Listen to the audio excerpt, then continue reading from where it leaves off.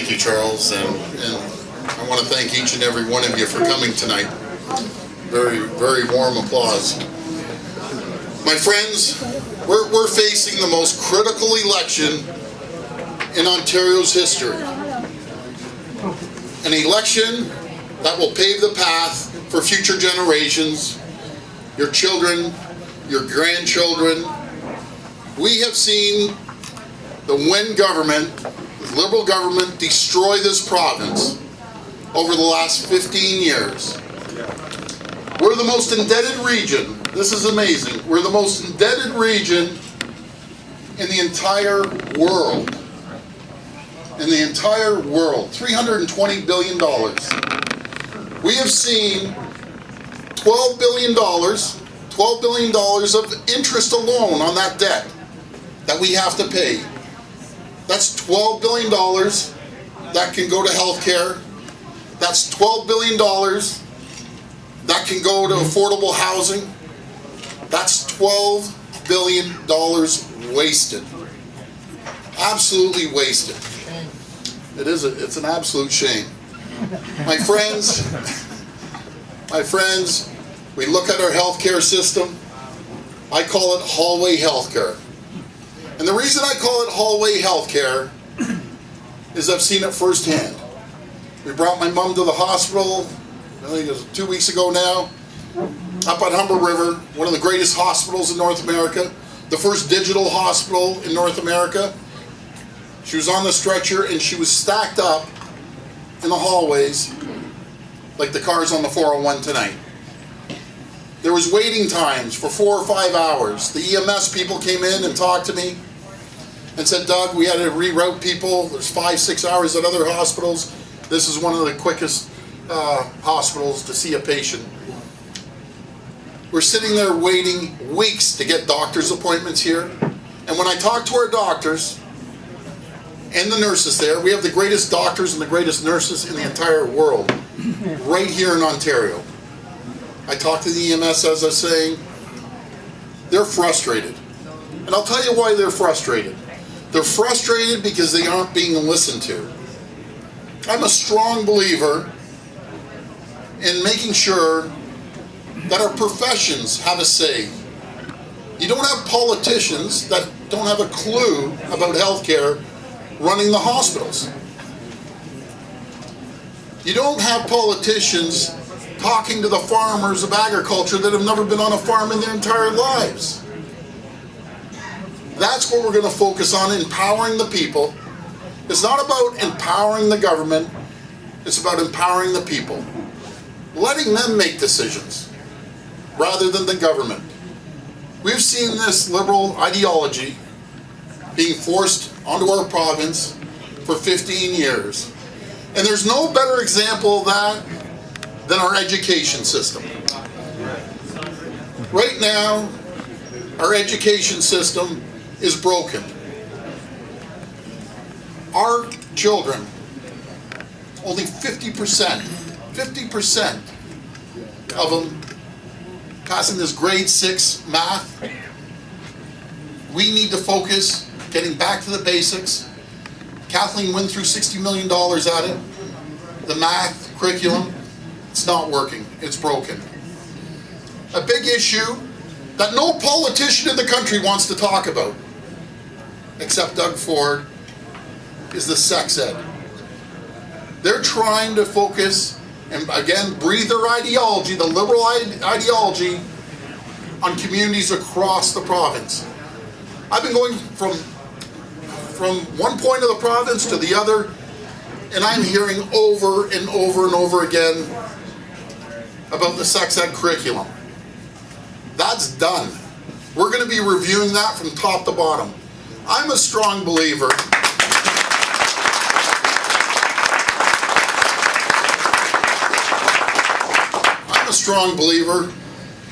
That's the parents. The parents should be involved. It should be discussed with the parents, but they've ignored the parents. I've talked to teachers. They've ignored the teachers. They're ignoring the experts. But again, it's their ideology. They want to breathe their ideology onto families that they have no right to. absolutely no right to at all. So we're going to take care of the education system and make sure we look at every single curriculum from top to bottom. We have some great students, fabulous, fabulous students in this province. And we want them to not be at the 50 percentile that they're at right now in math. We want them to be at the top of the class. And we can do it if you have the right curriculum. My friends, when we get in there, together we're going to do this. We will make this the most prosperous province in Canada. We're going to make this the most prosperous region in North America. We're competing on a worldwide market right now. We're competing against our neighbors to the south that just lowered the corporate tax rate from the highest in the world, 36%, down to 21%. Trillions of dollars are coming in to the United States right now, creating jobs, economic prosperity. But we're going to start seeing economic prosperity right here in Ontario. We're going to give incentives to companies to come and open up in Ontario. Right in my own backyard, there was a company called Campbell Soup. Campbell Soup, a company that's been around for 100 years. And generations have worked there. When I went down and spoke to the people at Campbell Soup, they said, Doug, we have one of the highest taxes, property taxes, anywhere. We have the highest water rates anywhere. We can't compete. And then there comes something called the carbon tax. That is a terrible tax. And I don't even know why they put the word carbon in front of it. It's just, I guess they just threw it in there. I know that 90% of our members are dead against it. I know more than 90% of companies across Ontario are dead against it. We have to compete on a worldwide market with our hands tied behind our back. The government of Canada is saying you have to charge a carbon tax. That makes us less competitive against people around the world that don't have it. Neighbors to the south, they don't have it. I always use the greenhouses and the farmers in Leamington. If you ever go to Leamington, you're going down the highway, and you see miles of greenhouses. Vast majority of what they grow ends up down south of the border. They're saying they can't compete with a carbon tax. That carbon tax is gone. That is absolutely gone. My friends, I have to ask this crowd a quick question. You see the billions of dollars of waste. We've seen $8 billion in 14 years of something called e-health.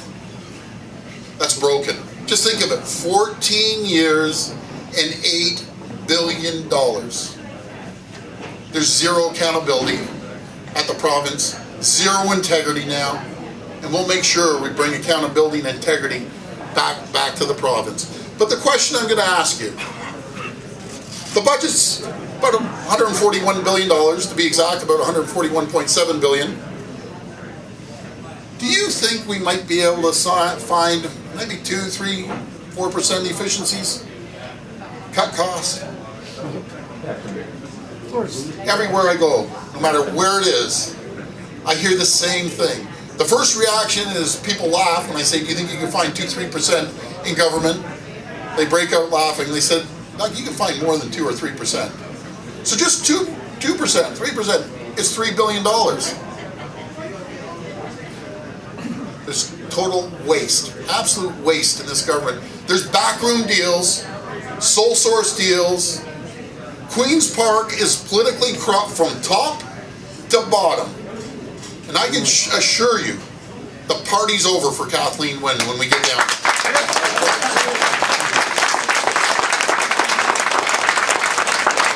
The sole source deals are gone. I'll tell you a quick story.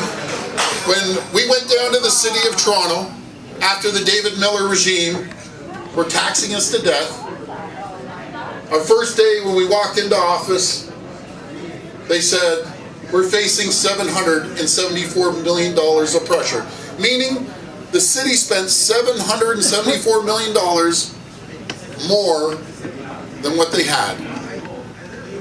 They said it couldn't be done, you can't do it. I heard all the naysayers. The CFO was saying we have to raise taxes 25%. Well, let me tell you, my friends, the first year, not only did we find the $774 million, we delivered a 0% tax increase, saved the taxpayers over $1 billion, and even the worst enemy in the world, the Toronto Star, used to come after us all the time and said, no, no, no, it wasn't $1 billion, even though it was actually more than $1 billion. They only saved $740 million. I said, okay, we'll take the 740. We're the only government that found money.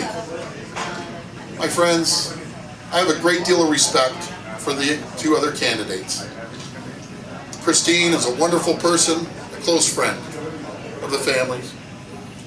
Caroline has a very bright future in our party. A great person. I can say I haven't sat down, I haven't talked to her, but very bright person. I'm the only person that has governing experience. Not sitting in the opposition benches, not governing at all, but actually going in there to the fifth largest budget in Canada, and that's Toronto. A $12 billion budget. At the time, it was $9.6 billion operating and a couple billion on the capital side. I know what it takes to go in there. We need a principled leader that won't waver, that won't say that they're going to take care of the sex ed curriculum and then flip-flop the next day. Not wait for another candidate to say it, then everyone else jumps on board about the carbon tax. Together, we will make sure that we will make this province just hum with business. And what I always say, the first day we get elected, we're going to the borders. We're going to Detroit and we're going to Niagara Falls, and we're putting a big neon sign up saying Ontario is open for business.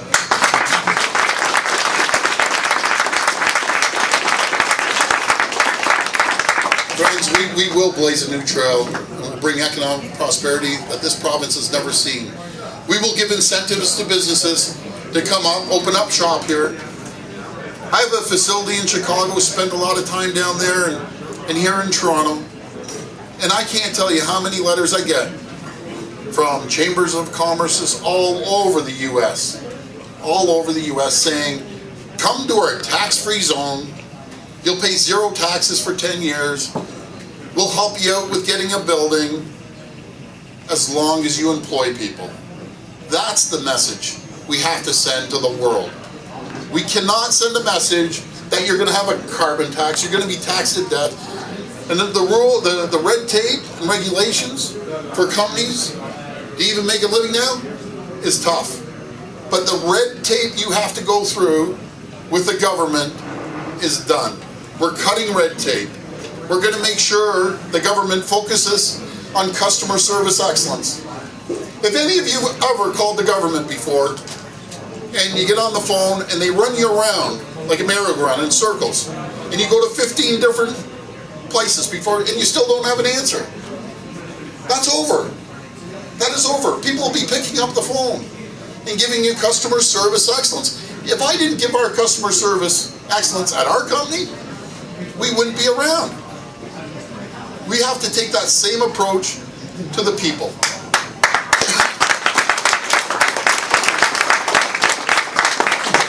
Friends, my father instilled in myself and my brother Rob, when the customer, and you're the customer, when the customer says jump, we say how high. We don't forget our roots. We don't forget about the people that put us there. And when you call, I'll make sure I return the call. Same as Rob did as mayor, same as premier. Oh, I'm on a time frame. Sorry, I can talk all night. So I'm going to wrap this up here. Thank you. Anyways, my friends, I can't do this alone. I'm asking for your support. Please, sign up your friends, your family. Even if you aren't voting for me, I want you to be engaged. I definitely want your vote. I'm asking for your vote. But please, this is a time we can make a change. Please go to fordforleader.com. That's fordforleader.com, and you'll be able to sign up there. I was talking to the party, I'll wrap up on this note. I was talking to the party the other day, a little frustrated because there was people calling up and trying to get online and they couldn't get online. I don't know if any of you experienced that. And a little frustrated, so I call him up and I said, what's the problem? He said, Doug, it's your fault. I think he was joking a little bit, and I said, why is that? He said, because at your rally, after your rally, 11,000 people signed up. That is a so that was after the rally. I'm getting some more calls today. I'm back on the phone with the party. What is going on? It says, Doug, it's your fault again. Our server can't handle it. I said, you better get a bigger server. I said, what's wrong now? He says, you're up to 25,000 people in a week. There's a movement going on in Ontario. Each and every one of you are part of it. I want to thank each and every one of you. God bless each and every one of you, and thank you so much. Good, Doug. Thank you.